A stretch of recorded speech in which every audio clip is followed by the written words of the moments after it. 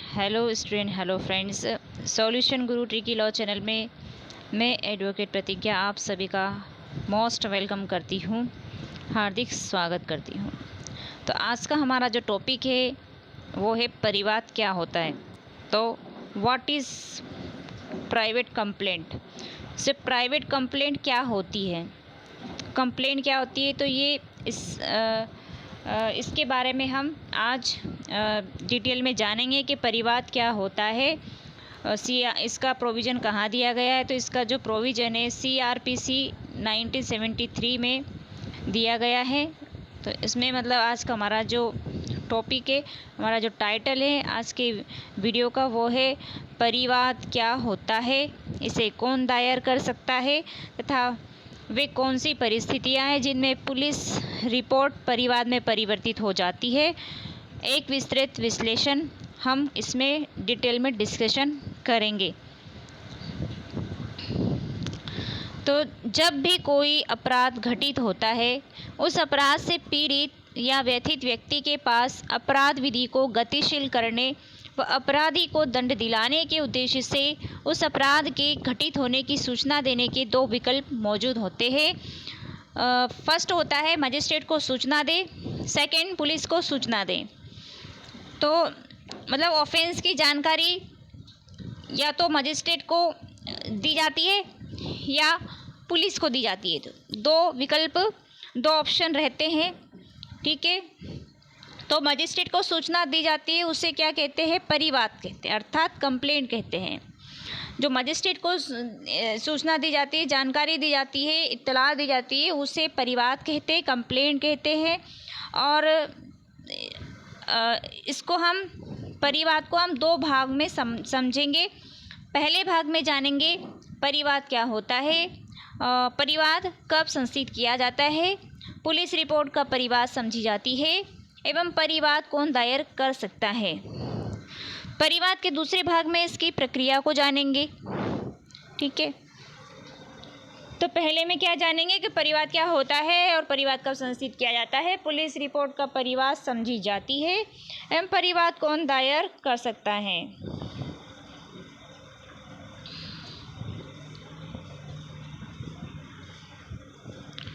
तो और फिर सेकंड में क्या है, इसकी प्रोसीजर दी गई है, कंप्लेंट की प्रोसीजर क्या है।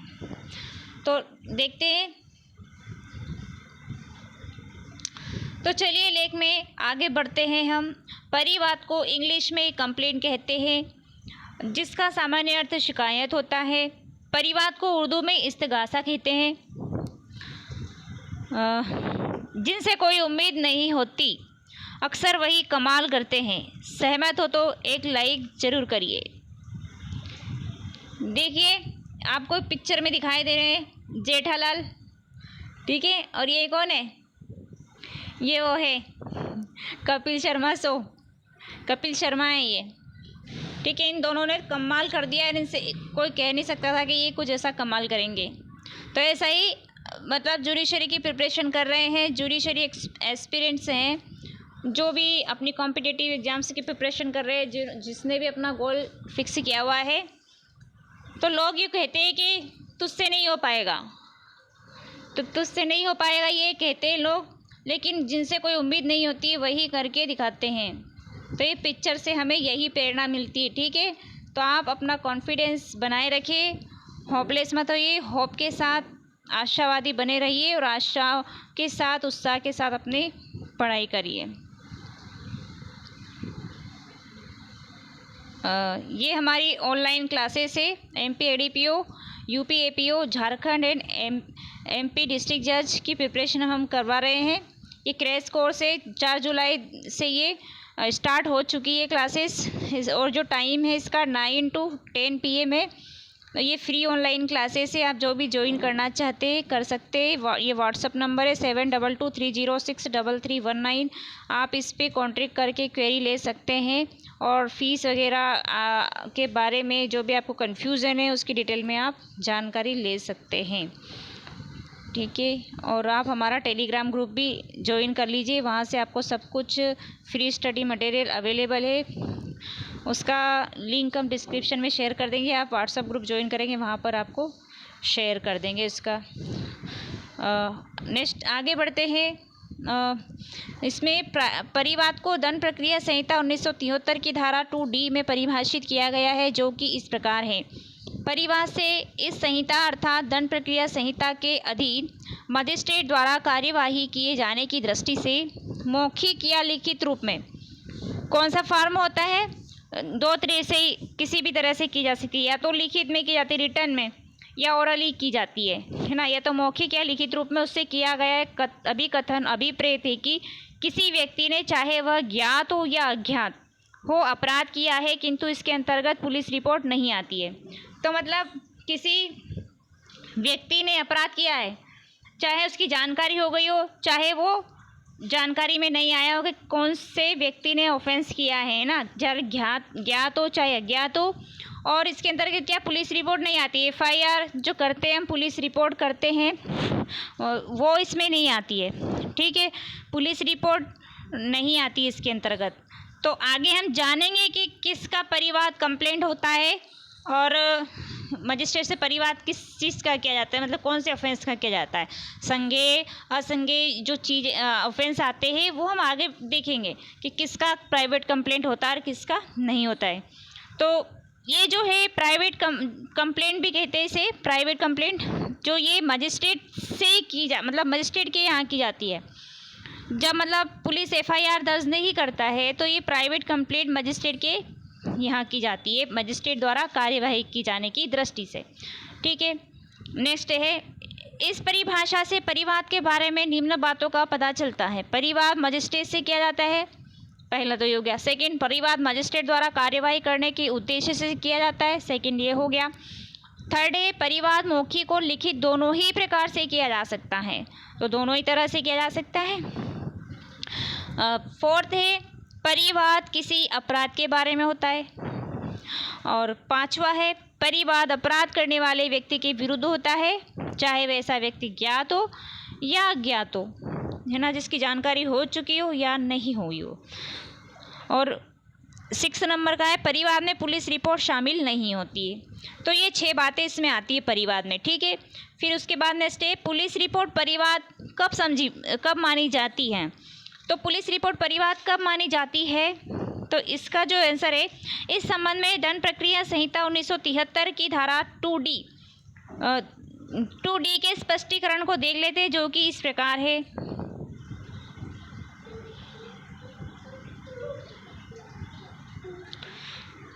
हाँ, तो ऐसे किसी मामले में अन्वेषण के पश्चात मतलब इन्वेस्टिगेशन के बाद किसी असंज्ञेय अपराध तक किया जाना प्रकट करता है नॉन कॉग्निजेबल ऑफेंस, मतलब कॉग्निजेबल नहीं होता है वो नॉन कॉग्निजेबल होता है। पुलिस अधिकारी द्वारा की गई रिपोर्ट परिवाद समझी जाएगी और वह पुलिस अधिकारी जिसके द्वारा रिपोर्ट की गई है परिवादी समझा जाएगा ना। इसको जानने से पहले संज्ञेय और असंज्ञेय अपराध व मामले कौन से हैं होते हैं, इन्हें जान लेते हैं। तो कॉग्निजेबल क्या होता है, नॉन कॉग्निजेबल क्या होता है, पहले उसको जान लेते हैं। तो संज्ञेय अपराध व मामले दोनों ही को ही CRPC 1973 की सेक्शन 2C में डिफाइन किया गया है, परिभाषित किया गया है। संज्ञेय अपराध कॉग्निजेबल ऑफेंस, संज्ञेय अपराध से ऐसा अपराध अभिप्रेत है जिसके लिए, और संज्ञेय मामला से ऐसा मामला अभिप्रेत है जिसमें पुलिस अधिकारी प्रथम अनुसूची के मतलब फर्स्ट शेड्यूल के या तत्समय प्रवृत्त किसी अन्य विधि के अनुसार वारंट के बिना गिरफ्तार कर सकता है। तो इसमें वारंट की आवश्यकता नहीं होती, विदाउट वारंट इसमें अरेस्ट किया जाने का प्रावधान है। कौन से, कॉग्निजेबल ऑफेंस में। अर्थात सामान्य भाषा में कहे तो ये गंभीर प्रकृति के अपराध होते हैं, जैसे हत्या, रेप आदि। FIR केवल संज्ञेय मामलों की ही दर्ज होती है और असंज्ञेय अपराध व मामले दोनों को ही दंड प्रक्रिया संहिता 1973 की धारा 2L में परिभाषित किया गया है। नॉन कॉग्निजेबल को L में डिफाइन किया गया है, ठीक है, 2L में। तो असंज्ञेय नॉन कॉग्निजेबल ऑफेंस, इसके बारे में देखते हैं। तो असंज्ञेय अपराध से ऐसा अपराध अभिप्रेत है जिसके लिए, और असंज्ञेय मामला से ऐसा मामला अभिप्रेत है जिसमें पुलिस अधिकारी को वारंट के बिना गिरफ्तार करने का प्राधिकार नहीं होता है। तो इसमें विथ वारंट की आवश्यकता होती है, मतलब वारंट की ज़रूरत होती है, वारंट के बिना इसमें अरेस्ट नहीं किया जा सकता है। तो अर्थात ये कम गंभीर प्रकृति के अपराध होते हैं, जैसे स्वेच्छया उपहति करना, लोक न्यूसेंस आदि।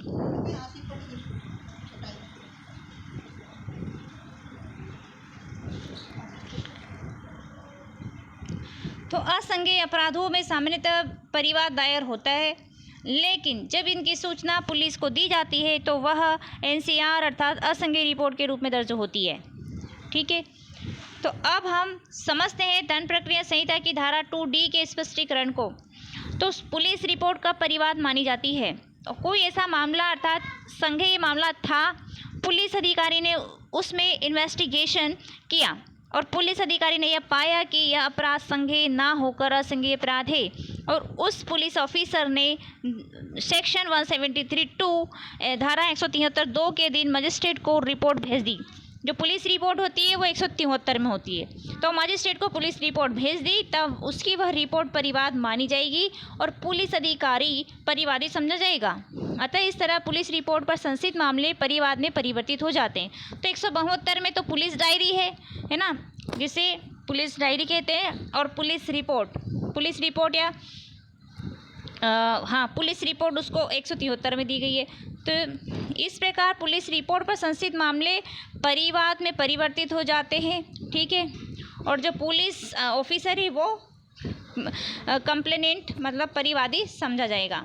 तो अब हम समझते हैं सीआरपीसी की सेक्शन 2D के स्पष्टीकरण को पुलिस रिपोर्ट का परिवाद मानी जाती है। ये हो चुका है, आगे बढ़ते हैं। ये वापस से ओपन नहीं हो रहा, आगे नहीं बढ़ रहा है। हाँ, अब यह और जान लेते हैं कि परिवाद कौन दायर करता है। तो हु फाइल्स कंप्लेंट? सामान्य नियम तो यही है कि परिवाद ऐसा कोई भी व्यक्ति दायर कर सकता है जिसको अपराध के बारे में जानकारी है, अर्थात पीड़ित व्यक्ति या कोई अन्य व्यक्ति या एक से अधिक व्यक्ति भी परिवाद दायर कर सकते हैं। परिवाद दायर करने वाले को परिवादी, और जब परिवाद एक से अधिक व्यक्तियों द्वारा दायर किया जाता है तो उन्हें संयुक्त परिवादी कहते हैं।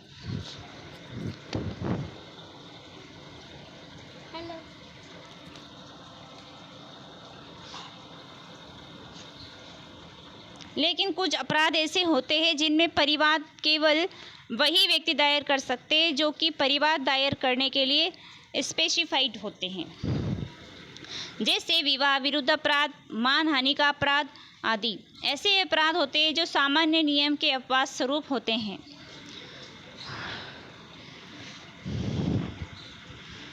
इससे मतलब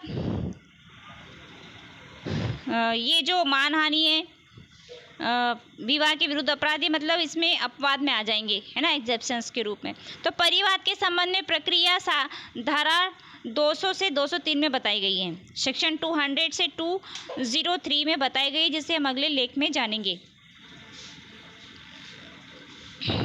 कुछ महत्वपूर्ण फैसले हैं इसमें, केस लॉ है कंप्लेंट पर, कुछ जो इम्पोर्टेंट केस लॉ है वो देख लेते हैं। चरण सिंह बनाम शांति देवी के बाद में इलाहाबाद हाई कोर्ट ने अभी कथन किया कि सीआरपीसी की धारा सेक्शन 200 एवं सेक्शन 202 मतलब दंड प्रक्रिया संहिता की धारा 200 एवं धारा 202 के अंतर्गत जांच दोनों प्रकार के मामलों अर्थात मजिस्ट्रेट द्वारा वारंट के अधीन विचारणीय मामले तथा सेशन न्यायालय द्वारा विचारणीय मामलों में की जा सकती है।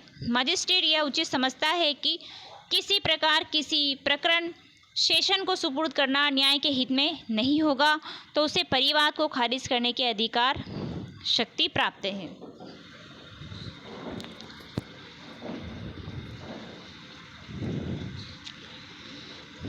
नेक्स्ट, घनश्याम कुमार शुक्ला बनाम उत्तर प्रदेश राज्य के वाद में अभी निर्धारित किया कि सीआरपीसी की धारा 202 के अधीन जांच की परिधि केवल यह सुनिश्चित करने तक ही सीमित रहती है कि अभियुक्त के विरुद्ध परिवाद या रिपोर्ट में लगाए गए आरोप सत्य है या असत्य तथा परिवादी द्वारा प्रस्तुत किए गए तथ्यों के आधार पर अभियुक्त के विरुद्ध आदेशिका जारी करने के लिए प्रथम दृष्टया मामला बनता है या नहीं, अर्थात उसके विरुद्ध प्रथम दृष्टया साक्ष्य उपलब्ध है या नहीं। नेक्स्ट है दिलावर सिंह बनाम दिल्ली राज्य के बाद में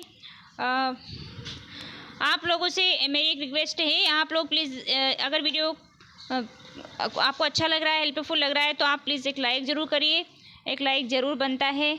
और चैनल पर नए हैं तो सब्सक्राइब कर लीजिए और अपने दोस्तों के साथ व्हाट्सएप ग्रुप, फेसबुक ग्रुप में शेयर कर दीजिए एंड बेल आइकन को ज़रूर प्रेस करिए ताकि आने वाली वीडियो की नोटिफिकेशन आप तक पहुँचे और आपसे कोई भी वीडियो मिस ना हो।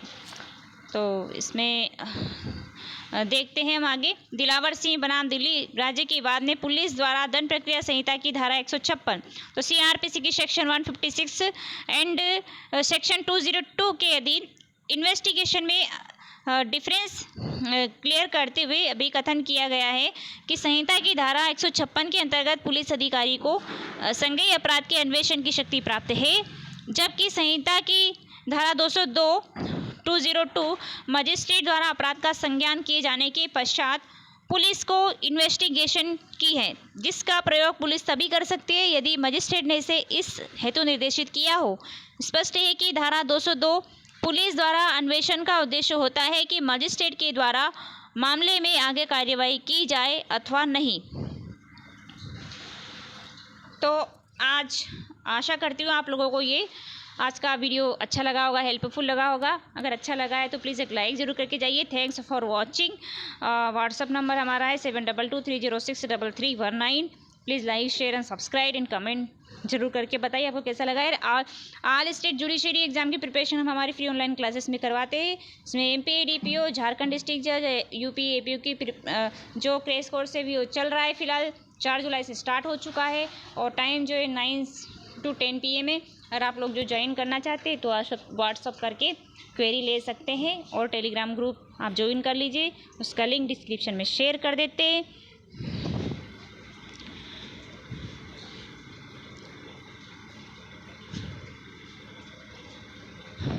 Thank you so much. मिलते हैं नेक्स्ट वीडियो में, तब तक के लिए टेक केयर, बाय बाय।